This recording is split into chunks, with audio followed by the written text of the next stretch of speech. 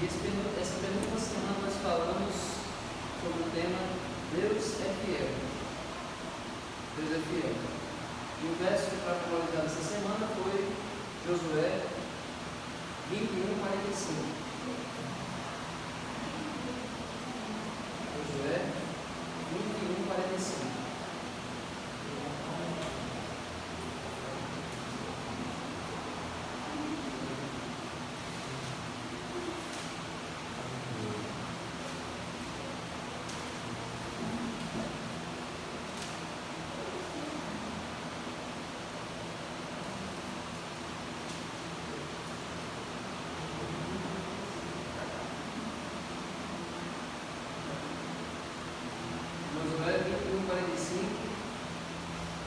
E na lição já tem um texto separado assim: nenhuma promessa falhou de todas as boas palavras que o Senhor havia falado à casa de Israel. Tudo se cumpriu. Amém? Então, todas as promessas que Deus fez para Moisés, todas as promessas que Deus fez para Josué, Deus cumpriu. E aqui no final da vida dele, Josué reconhece isso e diz para o povo: reconheçam que o Deus que conduziu vocês até aqui é o Deus que cumpre tudo que ele diz. E aí Josué faz o discurso final.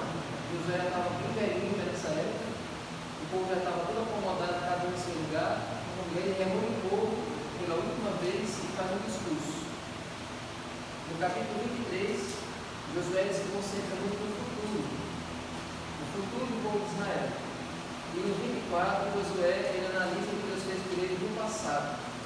Para eles poderem seguir em frente, eles teriam que lembrar o que Deus fez por ele no passado. Então foi basicamente esse o discurso de Josué: preparar eles para o que viria depois e relembrar o que já aconteceu. E aí, 45. E agora, aí no capítulo 21, vamos ler alguns versos. Josué 21. Vamos ver o verso 43 e 44. Desta maneira, o Senhor deu a Israel toda a terra que, sob juramento, havia prometido dar a seus pais. Eles tomaram posse dela e habitaram nela. O Senhor lhes deu repouso ao redor, segundo tudo que havia jurado a seus pais. Nenhum de todos os seus inimigos resistiu diante deles. A todos eles o Senhor entregou nas mãos dos filhos de Israel. Amém? Então aqui, o livro já poderia ter terminado aqui, porque aqui o objetivo, que era entrar na terra prometida, o objetivo já tinha sido concluído. Eles entraram e deu tudo certo. Cada vitória, cada inimigo, por mais difícil que fosse, eles conseguiram vencer. Os gigantes eles conseguiram derrotar. As cidades muradas eles conseguiram derrubar. E assim, cada obstáculo foi vencido por causa de quem? Por causa de Deus. Então, por que Josué faz questão de sempre lembrar que o que fez eles vencerem cada batalha foi a ajuda de Deus? Por que Josué lembra disso o tempo todo?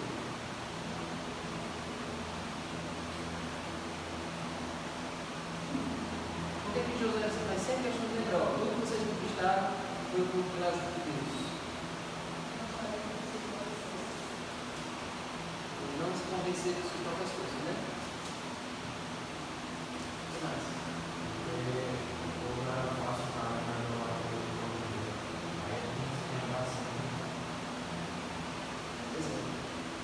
Então, como vocês falaram, o povo tem uma tentação muito grande de atribuir tudo que eles conquistaram às suas próprias forças, à sua própria capacidade. E também, como o Fred falou, eles têm muita facilidade de cair na idolatria. E nos pagãos, como é essa segunda? Fica de lado. Já termina?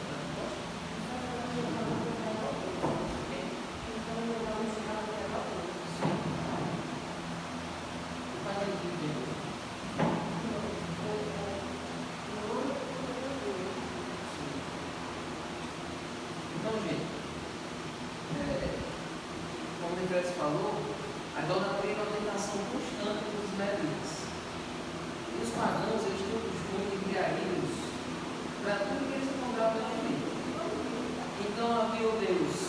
da plantação, havia o Deus do gado, havia o Deus que era responsável pela fertilidade. Exatamente. Então eles criavam Deus, criavam ídolos para cada coisa. O Deus da chuva, enfim. E aí poderia ser que em algum momento eles atribuíssem as vitórias deles a esses deuses pagãos. Eu conquistei essa terra porque o Deus fulano e tal me ajudou a conquistar isso aqui. Eu tenho muitos filhos porque o Deus fulano e tal me ajudou a ter muitos filhos. Era muito fácil que os israelitas caírem nesse engano de atribuir tanto a eles mesmos como atribuir aos índios, aos deuses falsos. Então é sempre importante Josué ressaltar isso. Tudo que vocês conquistaram, porque Deus prometeu e Deus deu força a vocês para conquistar, para conseguir. Então o livro de Josué é basicamente isso. A terra é um presente de Deus. Então o povo de Israel não tinha nenhum crédito, não tinha nenhum mérito para conquistar aquela terra. Por mais que eles fossem um povo pequeno, comparado aos outros, por mais que eles fossem um povo menos desenvolvido, mas em nenhum momento foi mérito do próprio povo a conquista de Canaã. Tudo foi milagre, tudo foi um presente de Deus. E o que a gente faz com o presente? Agradece? O que mais?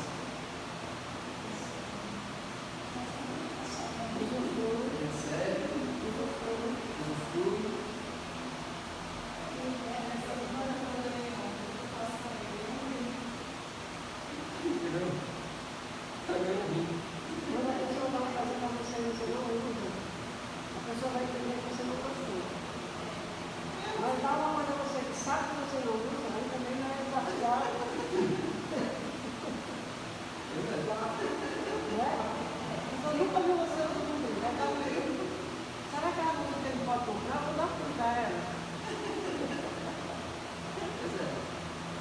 Aí Deus deu a terra toda de presente para eles aproveitarem aquela terra, para eles usufruírem aquela terra.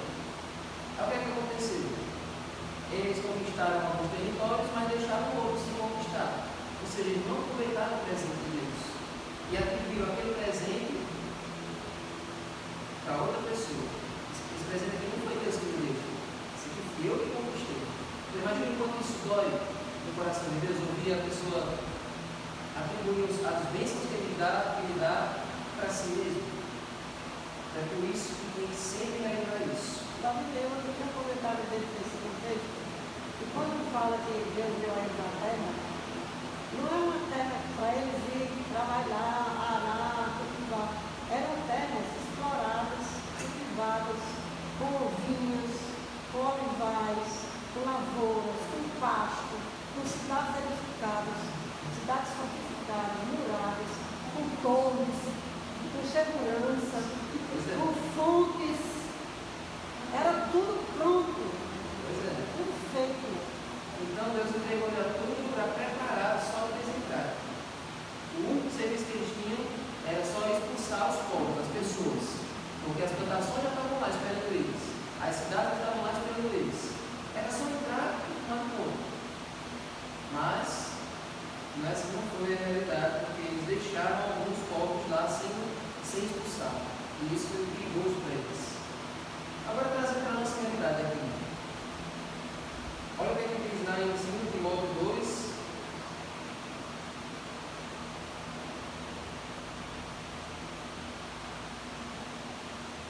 Melhor, Efésios 2, 8 e 9.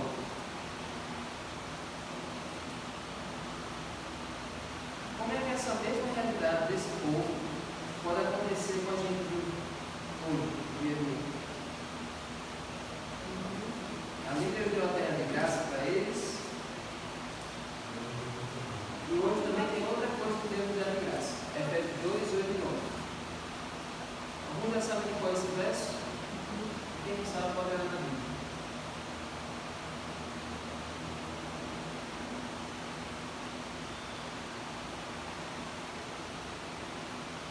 E quem sabe não sei olhar. Porque pela graça sois salvos, mediante a fé. E isso não vem de vós, é dom de Deus. É um presente de Deus. Não de obras para que ninguém se glorie. Olha aí. Então, qual é a relação Mas a vez que eu falei até agora, o que é que tem de parecido com o povo de Israel e com a gente hoje, baseado nesses versos?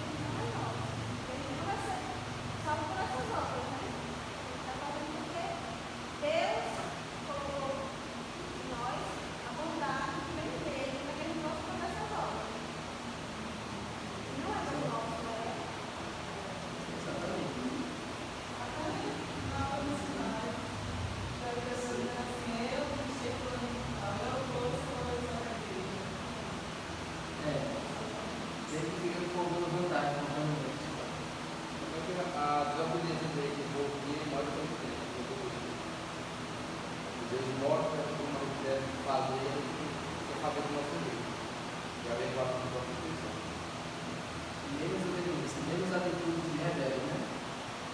Mas aqui nesses dois versos tem uma coisa bem parecida, porque tanto o povo de Israel como nós recebemos uma coisa muito boa de graça. O povo recebeu a terra de graça e nós recebemos a salvação de graça. Nós também recebemos, Jesus já pagou o preço que a gente só recebe e só vai aceitar. Só que aí a gente acaba, às vezes, achando que a gente precisa fazer mais alguma coisa para garantir a salvação. De graça, eu não confio. Mas, olha, vocês devem concordar comigo que se a salvação fosse paga, as igrejas seriam lotadas. A igreja seria lotada. Quem é que dá valor a uma coisa que você acha de graça? Que você acha aí por aí sem ter que pagar por aquilo? Muitas vezes, se a gente comprar arroz, eu vou ver, ninguém vai falar que me deu alguma coisa. Tudo que a gente tem é permissão de Deus. Mas a gente quer comprar para Deus, mas Deus dá bem para você. Se Deus não tiver a colocar a mão lá, aí o ser humano tem esse ego de se expor, de ser Deus na sua frente. Então, se a salvação valesse dinheiro, as pessoas valorizariam mais. Parcelar o cartão de crédito 250 vezes, mas eu prazer de dizer que comprou. Olha aí, olha o que o André disse.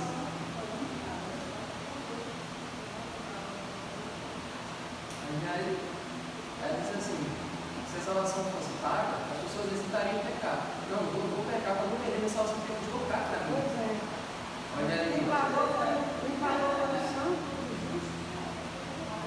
Agora, quem pagou foi Jesus, o santo e justo. Aí a gente não sabe o valor, aí não valoriza isso. Pois é.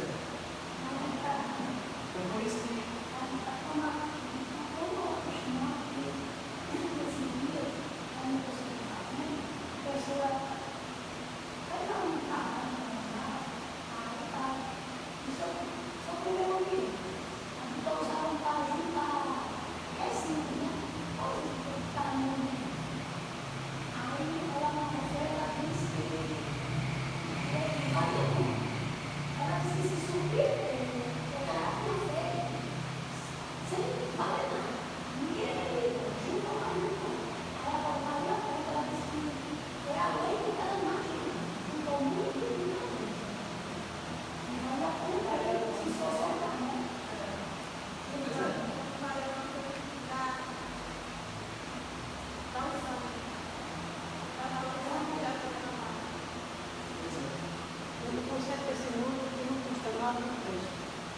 que é bom é caro. Não pode pensar que isso aqui é só função comigo.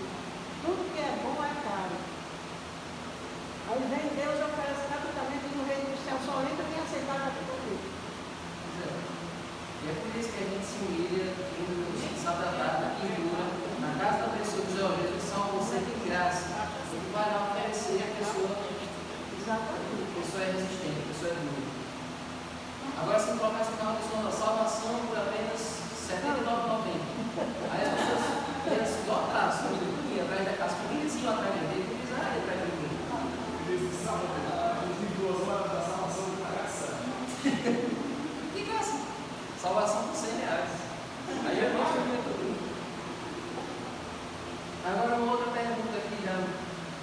esse assunto, mas outro foco. O fato de Deus cumprir sempre as suas promessas, como é que o fato de Deus sempre cumprir a sua palavra faz a gente também cumprir as nossas promessas? Deveria ser. Olha para Deus. Deus sempre cumpre a sua palavra. Deus sempre cumpre o que Ele promete. Como é que o fato de olhar para um Deus assim ajuda a gente a também cumprir aquilo que Ele diz?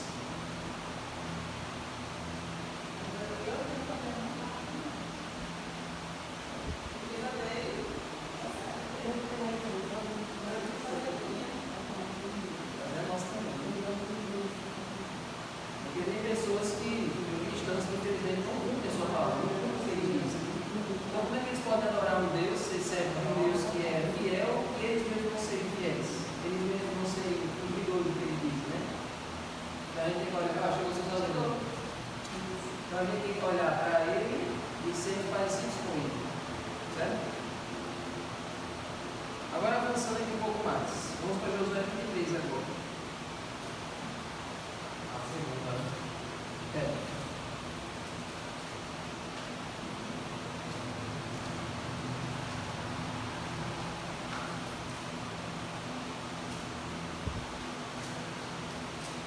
Josué 23, vamos ler do verso 1 ao 5. 1 ao 5. Sabe?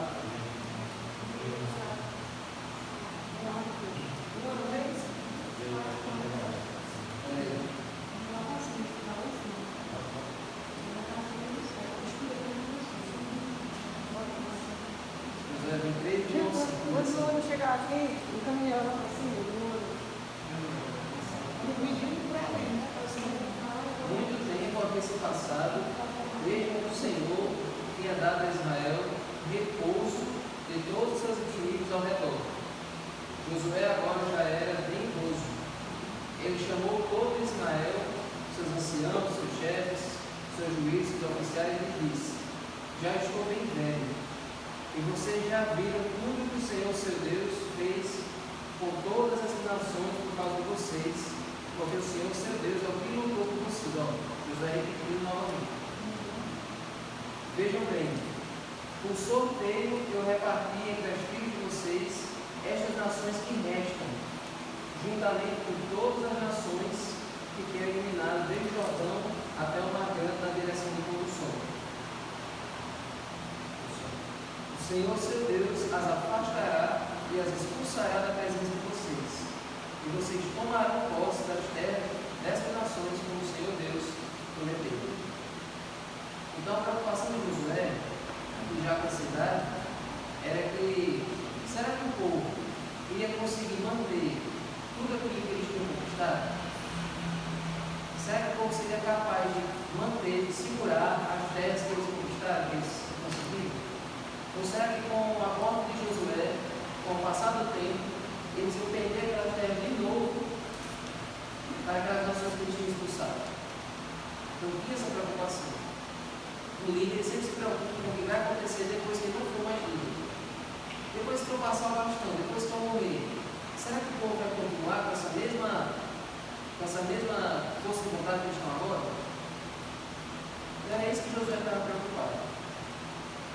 E aí, gente, mesmo Deus tendo prometido a terra para o povo, por que a vitória não é uma coisa 100% garantida toda vez que eles fossem lutar? Porque eles podiam pensar assim, de qualquer jeito ele vai lutar e ele vai conseguir. Por que a vitória não é uma coisa 100% garantida toda vez que eles vão lutar? Exatamente. Dependendo da ligação deles com Deus. Se eles fossem lutar de qualquer jeito, se eles fossem para as batalhas sem estar consagrados, podia esperar a derrota, como foi o caso da batalha da Virai. Eles foram sem consultar a Deus e aí morreram várias pessoas por conta disso. Então, por isso que as vitórias não eram 100% garantidas, porque precisavam da fidelidade deles. Certo? Agora,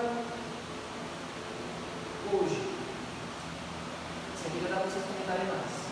Hoje,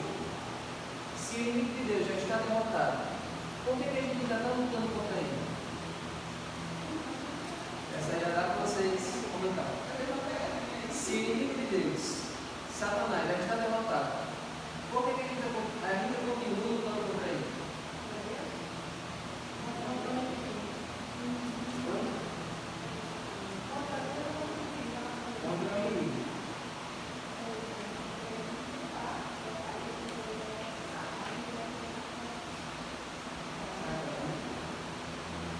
Vamos ver dois textos para vocês entenderem melhor, quando vocês pensam na resposta. Colossenses 2,15. Colossenses é lá no Novo Testamento, antes de Tessalonicenses. Colossenses 2,15.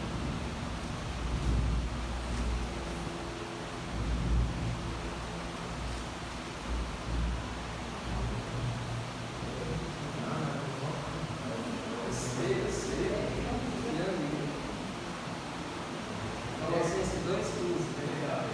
Quando fala no sorteio, é naquela atmosfera, né? Não, era sorteio dele. A gente tem várias formas de fazer sorteio. Tinha uma método, ele jogava uma flecha para cima, e aí Deus guiava aquela flecha para cair mesmo em frente à briga. Era um sorteio para definir em outros métodos de sorteio. Ó, Colossenses 2,15 diz assim,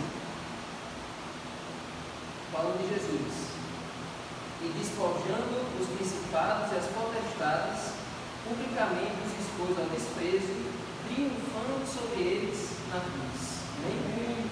Vai estar falando de Jesus. Jesus derrotou os principados e as potestades, ou seja, Jesus derrotou Satanás e seus demônios na cruz. Colocou eles na vergonha ali na cruz. Agora vamos olhar para nós. Efésios, agora sim, Efésios 6. Está em Colossenses, é para a esquerda. Efésios 6, verso 12. Enquanto vocês pensam na resposta da pergunta, olha aí. Porque a nossa luta, Efésios 6 diz. Porque a nossa luta não é contra o sangue e a carne, mas contra os principados e as potestades, contra o dominador deste mundo tenebroso, contra as forças espirituais do mal nas regiões celestiais. Olha aí, a gente acabou de ver um verso dizendo que Jesus tinha derrotado os principados e as potestades. E Jesus havia acabado de derrotar o inimigo. Aí a gente chega em Efésios 6 e diz, e diz que Jesus, e diz que nós também temos que lutar contra esses principados e potestades. Ou seja, agora eu volto novamente a pergunta.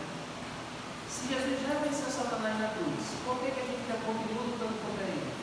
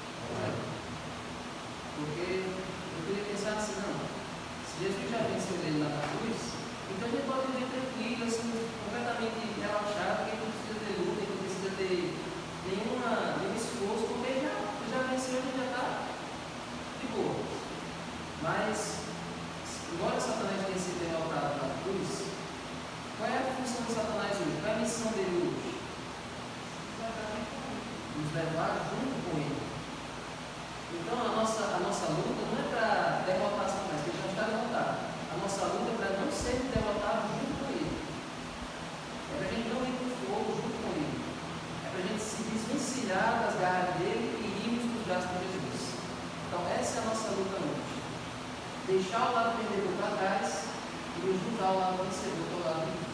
Amém? É por isso que a gente dá luta contra ele. Aí, no final da lição da segunda, tem uma pergunta assim: com tantas promessas maravilhosas diante de nós, por que ainda achamos tão fácil o pecado?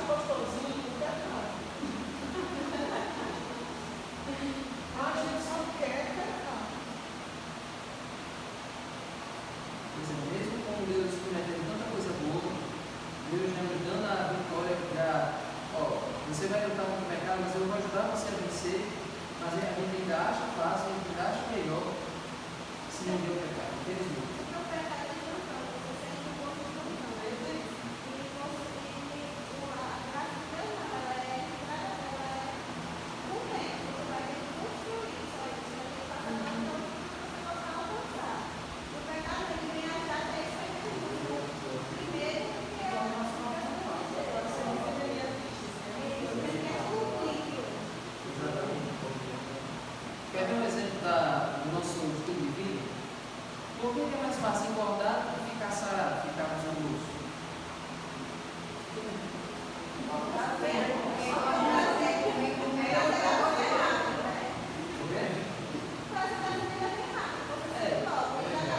Ninguém se esforça para ficar gordo. Não, eu quero ficar gordo. Eu vou me disciplinar para ficar gordo. Quem faz isso?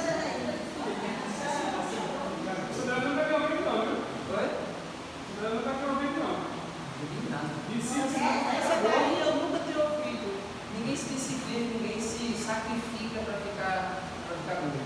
É uma coisa que você vai fazendo naturalmente até.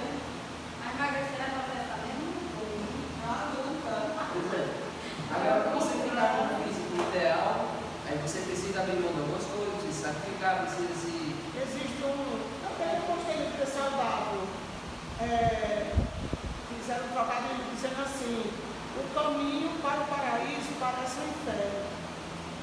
Aí tem lá uma pessoa fazendo se coisando para atingir um peso ideal, para ficar com sua saúde boa, negando a sua vontade. Aí diz: e o caminho para o inferno parece um paraíso. Aí tem uma pessoa bem feliz comendo um monte de porcaria, engordando, ficando doente. O caminho para o inferno parece um paraíso. E o caminho para o paraíso parece um inferno. Ou seja, porque a gente tem que se mortificar todos os dias, a nossa natureza carnal pecaminosa, toda ela no sentido só da saúde. E quem fez isso não era nem adventistas. É o pessoal que cuida da saúde, né? Que criou esse trabalho para ver se fixa na mente da gente, né? Para você ter uma vida longa, mais saudável, por exemplo, uma velhice com um pouco mais de tranquilidade, você não está tendo que tomar tanto remédio, né? Ter uma vida mais saudável, o caminho para o paraíso parece um inferno. Ou seja, você tem que hoje se disciplinar, gostar do que vai fazer bem. Mas a vida espiritual de uma forma geral. Pois é, então, trazendo uma mentalidade do pecado, é mais fácil pecar porque você fica acomodado. Só fazendo o que a sua natureza manda, o que o seu coração está mandando. Mas para você vencer o pecado, você tem que ir contra a sua própria natureza. Você andar na contramão de você mesmo. Por isso que a gente tem que orar todos os dias para Deus diminuir o nosso eu, destruir o nosso eu, e para que Ele viva em nós. Amém? Se Jesus viver em nós, o nosso eu fica de escanteio. E aí ele faz a vontade dele. E agora pegando esse gancho, Josué 23. Josué 23, verso 6. Para que a nossa natureza espiritual vence, é preciso que a nossa natureza pecaminosa seja derrotada. E Gil veio com uma ilustração para ilustrar as duas naturezas. E acho melhor ouvir essa ilustração. Que é como se o nosso coração tivesse duas onças. A onça do bem, a onça da natureza celestial, e a onça do mal, que é a onça da natureza pecaminosa. E aí, a onça que você alimentar, ela vai ficar mais forte. Se você alimentar a onça da natureza espiritual, ela que vai prevalecer. Se você alimentar a outra, é a outra que vai prevalecer. Então, vamos lá. Josué 23, versos 6 ao 8. Josué 23, 6 ao 8. Portanto, esforcem-se muito, olha isso que está dizendo, para guardar e cumprir tudo que está escrito no livro da lei de Moisés, para que dela não se afaste, nem para a direita, nem para a esquerda. Ou seja, se esforcem para guardar, façam esforço, sacrifiquem para obedecer a lei. Se esforcem muito. Eu sei o quanto vocês têm a facilidade de se afastar. Então, conhecendo vocês, já digo logo, se esforcem. Para quê? E para que não se misturem com essas nações que restaram entre vocês. Por isso que não era para deixar nenhuma nação sobreviver, daquelas que estavam no Canaã. Era para expulsar todas. Mas como eles deixaram algumas ainda, então Josué ficou preocupado. Disse, olha, não se misturem com os deuses dessas nações que vocês deixaram para... Como é que chama? Deixa eu estudar com o chapução. Essas nações que vocês deixaram aí, não se misturem com elas, não se misturem com os deuses delas. Olha aí, verso 7. Não façam menção dos nomes dos seus deuses e nem jurem por eles. Não sirvam e nem adorem esses deuses. Esse não fazer menção dos nomes e nem jurar por eles tem um significado bem profundo atrás disso. O nome com Deus, quando você citar o nome de Deus, é a mesma coisa que você invocar a presença dele. É a mesma coisa que você afirmar que aquele Deus existe. Então não era nem por brincadeira, eu juro por Baal, eu juro por Astarote, eu juro por a deusa Ista, Azerá. Eu não posso. Deus diz, olha, não jure pelo nome de nenhum Deus bacana. E quando você jura, mesmo que você diga que aquele Deus existe, mesmo que você diga que aquele Deus é real para você, não jure pelo nome desse Deus falso. Nem siga o nome É como deles. se você tivesse pedido a proteção deles para a sua vida.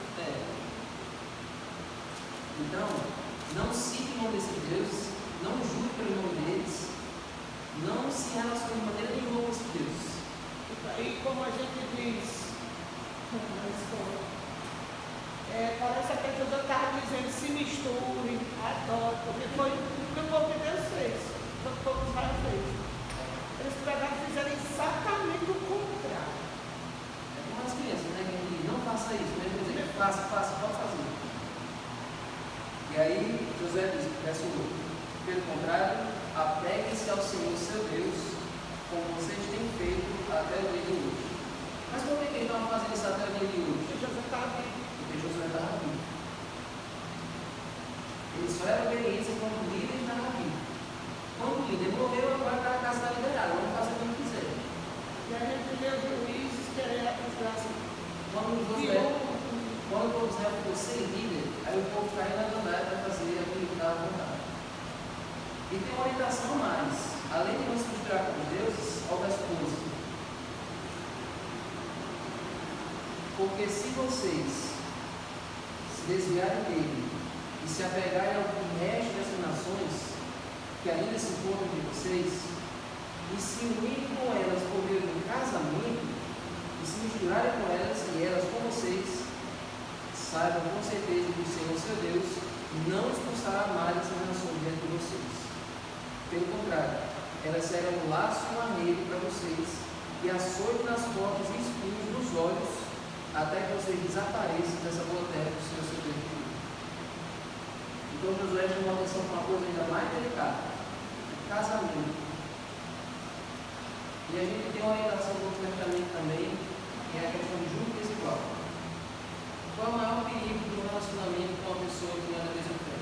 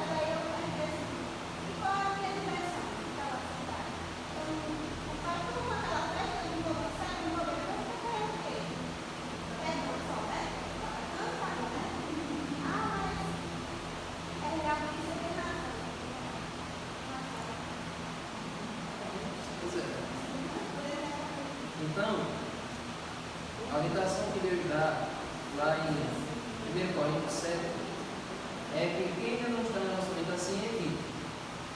Evite relacionamento com respeito. Mas quem já está, qual é a orientação que Paulo dá? Não se separa. Não se separe. Mas o que você deve fazer? 1 Coríntios 7, 12 a 16. 1 Coríntios 7, 12 a 16. 1 Coríntios 7, 12 a 16. O perigo desses relacionamentos foi visto na própria história do povo de Israel. Eles fizeram exatamente isso. Eles se relacionaram com as mulheres, os homens pagãos, no casamento, e aí desencaminhou muita gente da fé por causa disso. E Salomão, vocês conhecem a clássica história de Salomão: 1000 mulheres, 700 mulheres e 300 concubinas. E as mulheres Foram 300 esposos, 300 princesas que ele se casou, e 700 concubinas são poucos. enfim, de qualquer maneira, não me lembro. Mas por que ele fez isso? A estratégia dele é a seguinte: ao invés de obrigar com o seu povo, me dê a sua filha. Pronto. Não brigar, não. Ao invés de brigar, me dê a sua filha e quem fica de boa. Então ele fez isso com várias pessoas. Me dê a sua filha com esposa, porque aí ela está aqui. Então ele fez isso com vários povos. Começou com a filha do rei do Egito. Vou logo fazer as pazes com o faraó. Vou pegar a filha dele e pronto. Não preciso fazer guerra contra o Egito. E assim Salomão se casou lá com todo mundo com ele. E isso foi uma desgraça para ele. Acaba tendo 300 mulheres casadas com ele. E E 700 mulheres à disposição da pessoa que quiser. Pois é. E aí, no final da vida dele, ele já estava velho, todas aquelas 1000 mulheres influenciaram ele a se afastar de Deus. E aí eu acho que depois ele ficou efeminado. Ele ficou velho.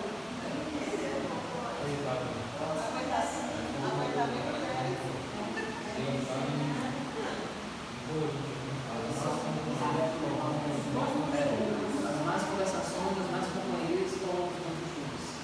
Então você estava acompanhado de 1000 mulheres que eram de outros países, que adoravam os deuses de cada país.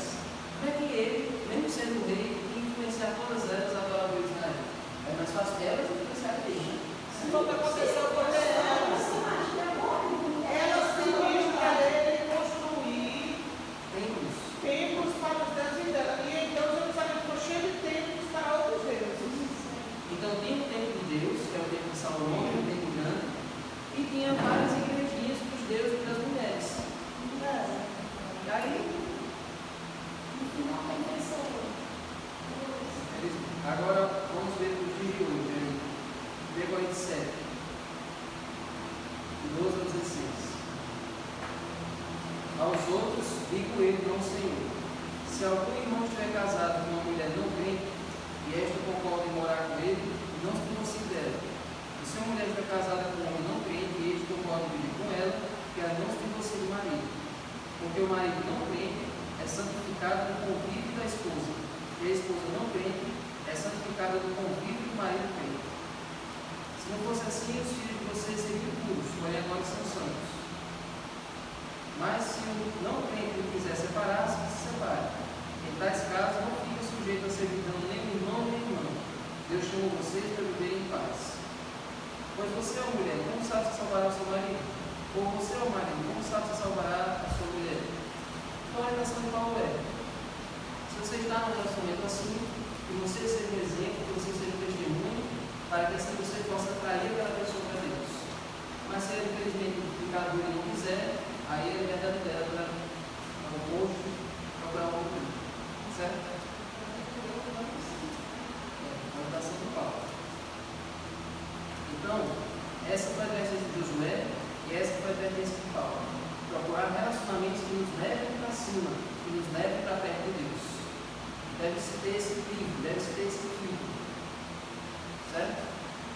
Então, o maior perigo que Israel enfrentava não era a hostilidade das outras nações, mas o risco da amizade deles. Essa é uma frase da lição da terça-feira que é muito profunda. O maior risco que Israel enfrentava não era a agressividade das nações, mas a amizade com elas. Pense nessa frase. Quando você é profunda para nós hoje também. Quando você não enfrenta nenhuma perseguição, quando você não enfrenta nenhuma ameaça externa, Aí é que é perigo. Porque você está unido, e se a coisa está unido com, achando bom, o mundo está oferecendo. Agora, Josué 23 de novo. Vamos mergulhar esse discurso de Josué, entender cada parte dele. Eu acho que já entendeu. Então vamos ver. Então, vamos lá. 23, 15 e 16. Vocês viram que Josué chegou numa parte do discurso bem dura, bem severa com o povo. Ele precisava falar assim. Se ele falasse o tempo todo manso, o povo já não ia dar atenção. Olha o 15, 16 aí. E assim como se cumpriram todas as boas coisas que o Senhor, seu Deus, lhes prometeu, certo? Assim o Senhor também cumprirá contra vocês todas as ameaças, até que destrua de sobre a boa terra que o Senhor, seu Deus, lhe deu. Da mesma forma que Deus é fiel para cumprir as suas promessas, as suas bênçãos, as ameaças também ele cumpre. Deus é o Deus de palavra em todas as situações. Olha o verso 16. Se violarem a aliança que o Senhor, seu Deus, ordenou, e forem servir outros deuses e os adorarem, a ira do Senhor se acenderá sobre vocês, e logo vocês desaparecerão da boa terra que ele lhes deu. Amém? Então é sério, gente. A orientação de Deus, a verba de Deus era séria. Vocês querem continuar orando aqui? Obedeçam a Deus. Se vocês forem adorar outros deuses, pode ter certeza que vocês vão desaparecer. Então, aqui falou sobre a ira de Deus. A gente já falou no Zoom, já falei aqui no sermão. Agora eu quero ver a opinião de vocês. Qual é a maior diferença da ira de Deus para a nossa ira?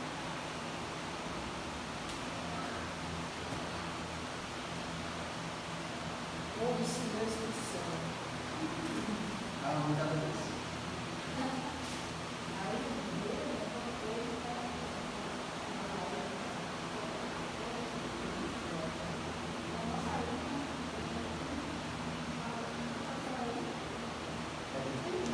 Ela falou que a ira de Deus tem a capacidade de destruir. A ira que é potente, né? A nossa ira não chega a destruir ninguém. Às vezes se destrói. Eu já acho assim, que a nossa ira é destrutiva. E a ira de Deus é a justiça. Porque Deus, ele destrói o mal para não prejudicar a outros povos. Né? E a nossa ira é querer destruir aquilo ali de forma superficial. Né?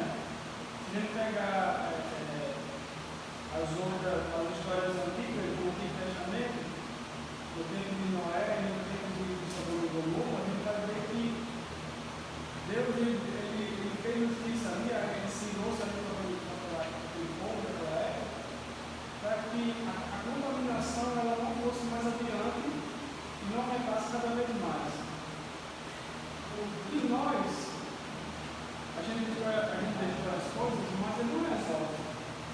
Né? A gente acaba gravando. Por exemplo, se for pegarmos uma briga, uma vingança de família, então ali só vai se destruindo um ao outro, mas nunca acaba o problema. Então só vai se agravando cada vez mais. E Deus, quando ele age com a ira dele, não, ele acaba ali e acaba assinando o problema de uma vez por todas. Exatamente. Muito boa resposta que vocês deram. É exatamente isso. A nossa ira, nós temos geralmente raiva. É uma emoção. E a raiva do ser humano é descontrolada. É como você tocar fogo num terreno, numa parada seca e deixar aquele fogo tomar conta. Já a ira de Deus, ela não é descontrolada, ela é controlada. É como aquela pessoa que faz aquele incêndio, mas é um incêndio que é controlado só para aquela região ali. Tem gente que tem a habilidade para tocar, acender uma fogueira que não passa para tocar fogo no terreno. A ira de Deus não é contra as pessoas, é contra o pecado. Se a pessoa se agarra ao pecado, aí ela é afetada pela ira de Deus. Mas Deus não se ira como uma pessoa, sim como o pecado que ela comete. Certo?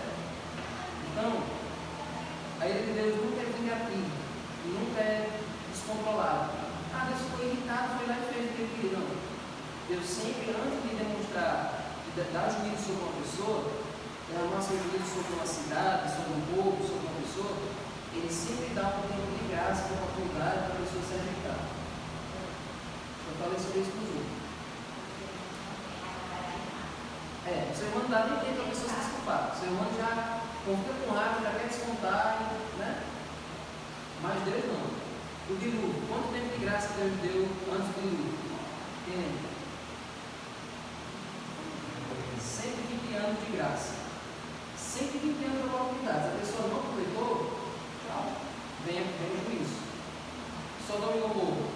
Deus deu o tempo todo que Ló ficou morando lá, Ló e sua família, foi um tempo de graça para Sodoma e Gomorra. Não aproveitou, veio o fogo enxofre. E hoje Deus também está dando mais de 2026 anos de graça para o povo poder aproveitar até chegar perto da volta de Jesus, quando a porta da graça foi fechada e aí Deus destruiu esse mundo. Mas, gente, a ira de Deus ela não vem de forma aleatória. Ela só vem sobre quem se apega ao pecado e rejeita a graça. Isso aí vai ser revelado no juízo final, né? E é quando todo mundo vai se encontrar e vai ver Deus fez. Ninguém vai chegar lá na presença de Deus e dizer: olha, o Senhor está me condenando injustamente. Eu sou inocente. Eu mereci estar dentro da cidade. Não. No momento do juízo, que todos os ímpios estiverem ao redor da cidade santa e os salvos estiverem lá dentro, todos os ímpios, incluindo Satanás e seus demônios, eles vão se prostrar e reconhecer que eles são culpados e que Deus é justo. Por quê? Porque eles tiveram muito tempo para reconhecer isso. E olha, Deus ele não quer destruir as pessoas. Toda vez que Deus faz algo assim, quando Deus destruiu o dilúvio, quando Deus destruiu o Gomorra, não foi, Deus gosta de tocar fogo, Deus gosta de destruir. A Bíblia chama isso de ato extremo de Deus. Está lá em Ezequiel 33, né? O ato extremo de Deus. A coisa que Deus mais ama fazer é criar. Deus amou fazer o mundo. Cada dia da criação, o que Deus dizia no terminava o dia? E viu Deus que isso era bom. Deus ama criar. Deus odeia destruir. Então, por causa do pecado da humanidade, Deus já deveria destruir esse mundo completamente há muito tempo. Deus poderia ter descarregado a sua ira completamente sobre a humanidade desde o começo. Mas o que Deus fez? Ao invés de descarregar sobre todas as pessoas, Deus encontrou uma forma de descarregar a sua ira nele mesmo. Como foi que Deus fez isso? Como foi que Deus pegou a sua ira e descarregou nele mesmo? Eu falei no Senhor.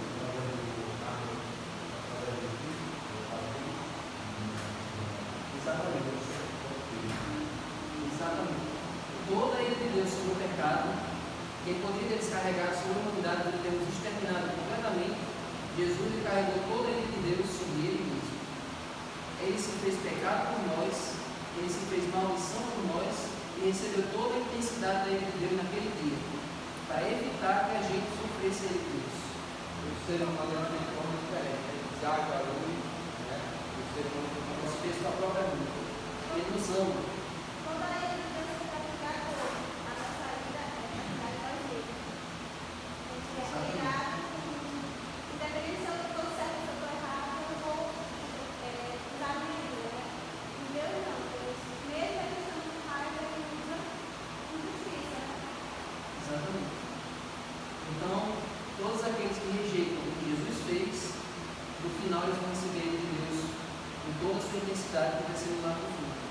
Mas aqueles que aceitam o que Jesus fez estão livres da ira de Deus. E já experimentam desde agora a graça e o poder da salvação de Jesus. Amém?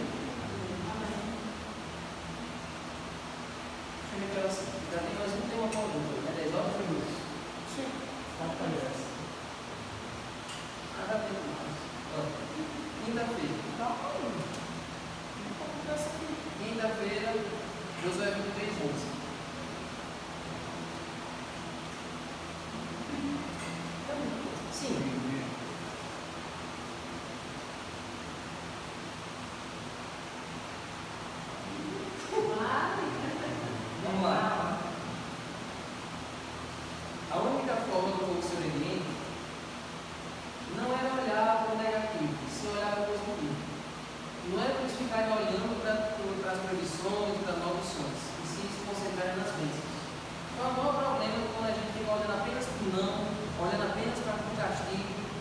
pensar apenas na punição. Qual é o problema de a gente falar tanto negativo e não olhar para o positivo? É muito difícil até mim. Mas não é assim mesmo. Se uma criança não fica pensando apenas na punição, apenas na surra que ela vai levar, apenas no castigo que ela vai receber, a obediência dela vai ser uma obediência prazerosa ou complicada? Não vai ser prazerosa, vai ser por amor.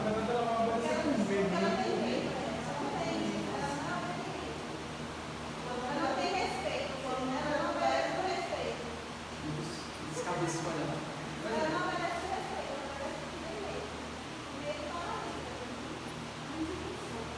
Pois é.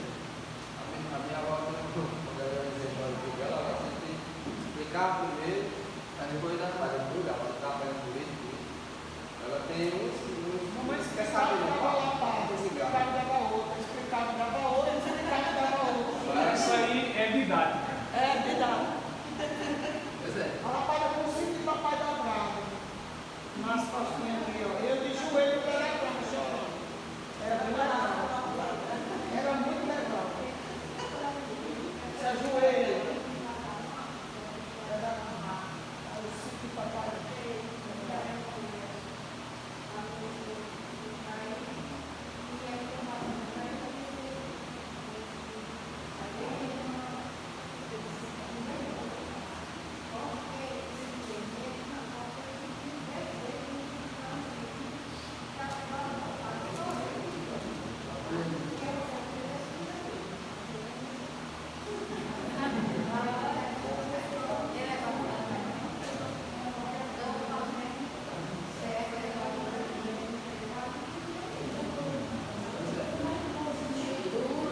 Exatamente como você colocou, a nossa motivação deve ser o amor a Deus e não o medo das proibições, o medo das ameaças. Certo? Agora vamos lá, a última pergunta do módulo de hoje. Josué 23:11. Josué 23:11. Portanto, empenhe-se em amar o Senhor, seu Deus. A minha Bíblia diz assim: portanto, empenhai-vos em guardar vossa alma para amarmos o Senhor nosso Deus. Mas eu vou mais em detalhe. Né? Foi guardar vossa alma para amar o Senhor nosso Deus. Agora isso aqui é mais direto. Pense em amar o Senhor, seu Deus. Se o amor, vocês concordam com o amor, ele tem que ser espontâneo ou tem que ser forçado? Espontâneo. O amor não deve ser obrigatório, o amor não deve ser imposto. Né? Agora, por que Deus está dizendo? José está dizendo, empenhe-se em amar a Deus. Por que José está ordenando que o povo amar a Deus? O que vocês acham que isso quer dizer? Se o amor não é assim, você responde agora a cara do meu.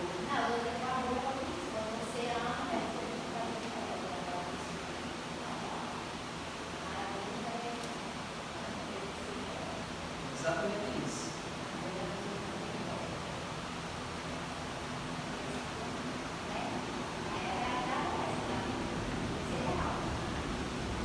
Exatamente isso.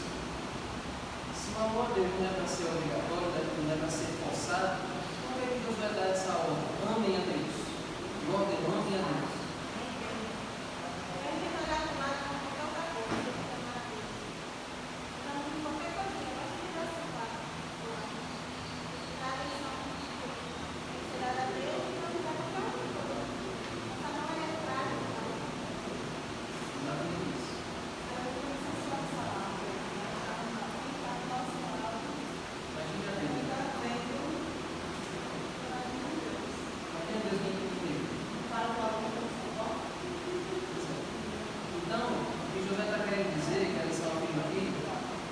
O amor não é apenas palavras, não é você dizer que ama, dizer que gosta, dizer que adora Deus.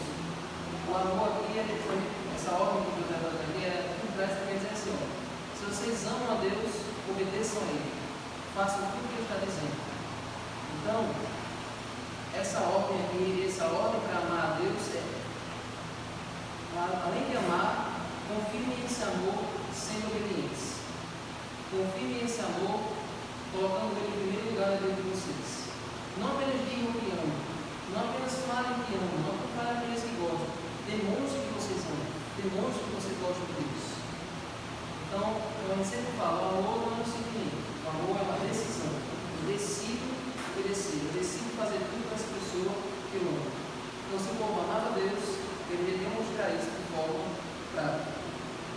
Eu disse que essa é uma polêmica, mas tem uma luta para encerrar aqui. Vocês lembram de como a gente pode resumir os 10 mandamentos? Jesus resumiu os 10 mandamentos em dois. Quais são?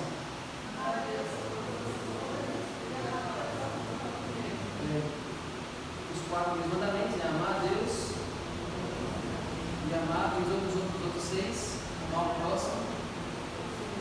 E esse amar a Deus sobre todas as coisas é dos católicos, viu? É ame o Senhor seu Deus de todo o teu coração, de toda a tua alma, de todo o teu entendimento. E ame o teu próximo como a ti mesmo.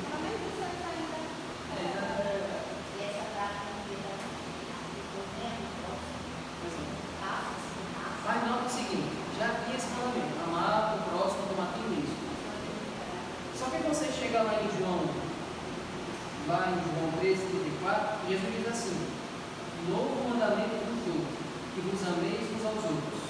Aí eu pergunto a vocês, se lá no começo já tinha um mandamento dizendo você amar o seu próximo como a si mesmo, por que quando Jesus diz ame-se uns aos outros, ele diz que é um mandamento novo? Não é a mesma coisa? Por que ele é novo? Por que ele tem de novo esse mandamento que ele diz?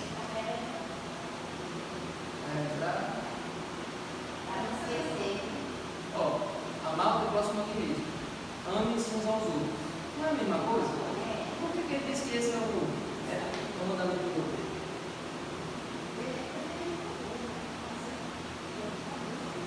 Já disse que ele está no caminho certo. Como foi, cara? Diz não, tá? Ele renovou o sentido, né? Do mandamento. Lembre-se daquele que ele disse. Lembra que foi dito aos antigos, não adulterarás? Eu também vos digo, se o homem olhar para a mulher que tem são impuras, já no seu coração tutelou com ela. Então Jesus, ele aprofundou o sentido de cada mandamento.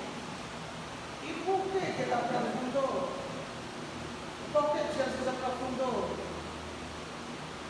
Quando Jesus fez, que aprofundou cada um do sentido dos mandamentos. Olha só, não vai lembrar as frases. O primeiro é amar o teu próximo como a ti mesmo. O que Jesus disse: ame-se uns aos outros, como eu os amei. O que é que tem de novo nesse mandamento que não é igual ao anterior? Amar uns aos outros como eu os amei.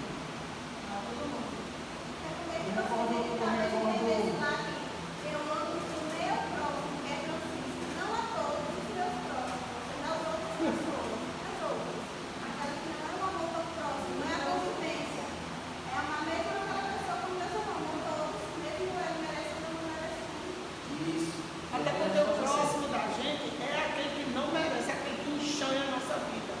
É aquele que nos humilha, aquele que nos despreza. Entendeu? Tem uma parte dessa resposta que ele dá, dessa ordem que ele dá, que torna ela nova, dá um novo sentido. A primeira é amar o próximo como eu amo a mim mesmo. Fazer com os outros que eu gostaria que fosse feito por mim. Então, é válido até outros princípios. Só que o que Jesus dá deixa esse mandamento ainda mais profundo e ainda mais talvez até difícil de se obedecer. Amai-vos uns aos outros como eu vos amei. Você deve amar o seu próximo da maneira como Jesus ama ele. Você deve fazer pelo próximo o que Jesus fez por nós. O que é que Jesus fez por nós? Ele se sacrificou. Então você deve amar o próximo de maneira que você possa até se sacrificar por ele, dar a sua vida por ele. Você daria sua vida por alguém que você odeia? Por alguém como o pessoal diz que você tem ranço? Esse é o desafio do cristianismo. Esse é o maior desafio de você ser cristão.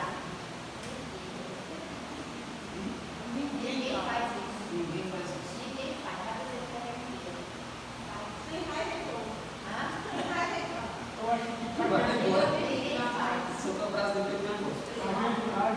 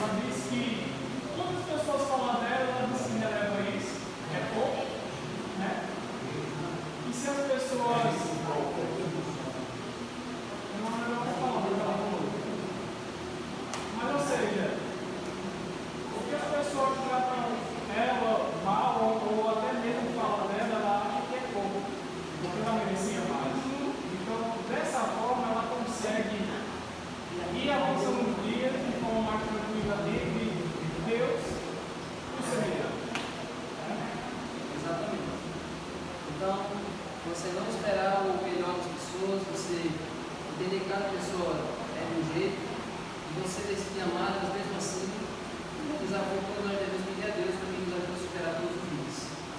Somente no céu quem consegue vencer esse desafio. Com ódio no coração a gente não entra. Sem o Espírito de Jesus em nossa vida, a gente não vai para lá.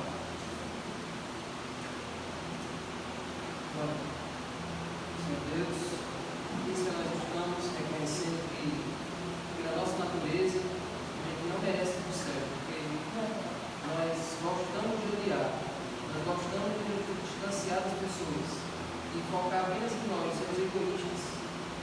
Nós queremos descarregar nossa raiva para nós nos sentirmos em paz.